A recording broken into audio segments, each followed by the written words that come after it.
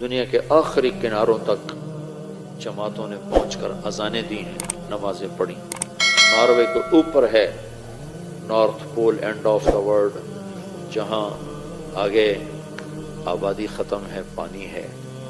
تو ہم گئے ناروے پچھلے سال، تو اس سے پچھلے سال، تو میں نے وہاں کے ساتھیوں سے کہا بھائی میں نے وہاں جانا ہے۔ وہ کہنے لگے ہم تو یہاں رہتے ہیں، ہم وہاں کبھی نہیں گئے، تو آپ نے کیا کرنا ہے؟ میں نے کہا ادھر جا کے اذان دینی ہے، نماز پڑھنا، دعوت دینی۔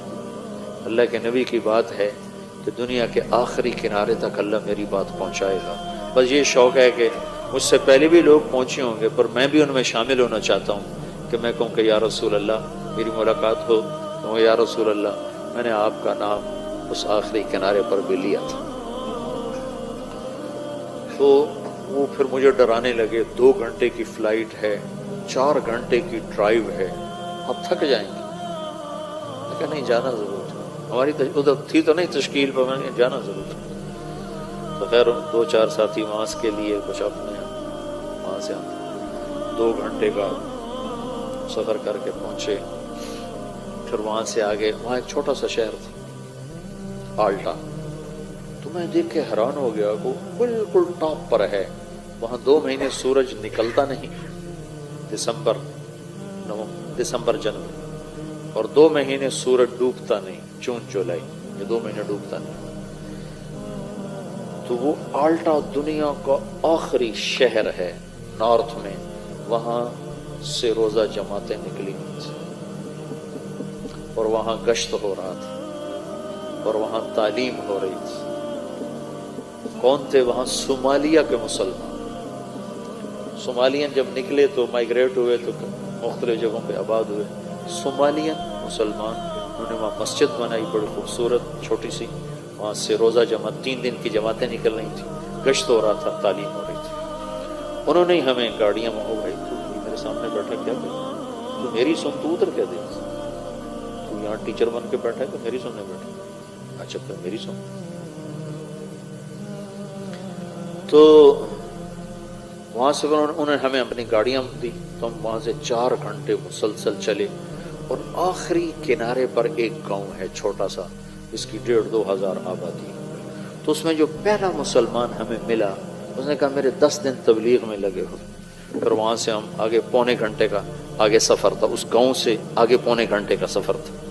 تو اس وقت کوئی رات کے 12 بج رہے تھے اور سورج ابھی کھڑا تھا، 4 اگست تھا، تو اگست میں سورج ڈوبنا شروع ہو جاتا، تمہارے پہنچتے پہنچتے سورج ڈوب گیا۔ تو پتہ چلا کہ 25 منٹ کے بعد سورج نکل آئے گا، صرف 20 منٹ اس نے ڈوبنا پھر نکل آنا ہے۔ تو 20 منٹ میں ہم نے مغرب بھی پڑھنی ہے، عشاء بھی پڑھنی ہے، فجر بھی پڑھنی، تینوں نمازیں پڑھنی۔ وہ ٹائم ہی تھوڑا، اتنی 20 منٹ کی رات تھی، پہلے تو سورج چل رہا تھا، ہم پہنچے تو سورج ڈوب گیا۔ اب وہاں سے پتہ چلا، وہ جو ہمارے ساتھ تھا، وہ جس کے 10 دن لگے تھے، کہ یہ 20-25 منٹ بعد سورج باہر نکل آئے گا۔ تو خیر یہ تو اتنی شدید ٹھنڈ اور سرد ہوا، میں نے مفلر سے لپیٹا اور گاڑی سے نکل کے دوڑ لگائی۔ وہ سمندر کے کنارے اوپر بڑی ہیبت ناک چٹان، 2 جگہ دیکھ کر میں مبہوت ہوا زندگی میں، ایک ہمالیہ پہاڑ کو دیکھ کر، اور ایک وہ آخری کنارہ دیکھ کر۔ ساری دنیا پھری پر ہیبت جو طاری ہوئی 2 جگہ۔ جا رہے تھے ہم کھٹمنڈو سے ڈھاکہ، تو کیپٹن نے اعلان کیا کہ آج سب آپ لوگ بڑے خوش قسمت ہیں، ہمالیہ پہاڑ پورے سال میں صرف 10 دن کے لیے چوٹی ننگی کرتا ہے، سارا سال یہ بادلوں سے ڈھکا رہتا ہے، 10 دن اکٹھے نہیں ہوتے، کبھی 1 دن، کبھی مہینے کے بعد 1 دن، کبھی 2 مہینے کے بعد 1 دن، ایسے۔ تو کہا وہ سال میں صرف 10 دن کے لیے ننگا ہوتا ہے، آج ہمالیہ پہاڑ سے بادل کوئی نہیں، آپ دیکھ سکتے ہیں۔ آپ یقین مانو، میں ادھر بیٹھا تھا، اعلان سن کے ادھر گیا دوسری کھڑکی تک، تو دیکھ کر میں ایسے ہوں، ایسی ہیبت میرے اوپر طاری ہوئی۔ والجبال اوتادا، اور ہم نے پہاڑوں کو کیل بنا کے گاڑ دیا۔ اس دن مجھے پتہ چلا کہ جس کے کیل اتنے بڑے ہیں وہ خود کتنا بڑا ہوگا۔ اور ایک وہ آخری کنارہ دیکھ کر میرے اوپر ہیبت طاری ہوگی، میں نے آسان دی زور سے، ہوا سرد، پھر ایک چھوٹا سا وہاں انہوں نے ہال بنایا تھا گرم، جس میں وہ ٹورسٹ آ کے بیٹھ جاتے تھے، وہاں آ کر جلدی سے چادریں بچھائیں اور پہلے مغرب کی نماز پڑھی۔ نماز پڑھ کے سنتیں نہیں پڑھی کہ ڈر لگ رہا تھا کہ سورج نہ نکلا، پھر ساتھ ہی عشاء کی نماز پڑھی، عشاء کی نماز پڑھنے کے ساتھ ہی پھر فجر کی اذان دی اور 2 سنتیں پڑھ کر پھر فجر کی نماز پڑھی۔ پھر میں نے بیان کیا، میں نے کہا اللہ سارے کام پورے ہو گئے، تیرے نبی کا پیغام ان ہواؤں نے سن لیا، لوگوں کو تو ہم سنا نہیں سکتے، ان کی زبان نہیں آتی۔ تو چھوٹی سی مسجد سے چلنے والی محنت کو اللہ تعالیٰ نے دنیا کے آخری کناروں تک پہنچا دیا۔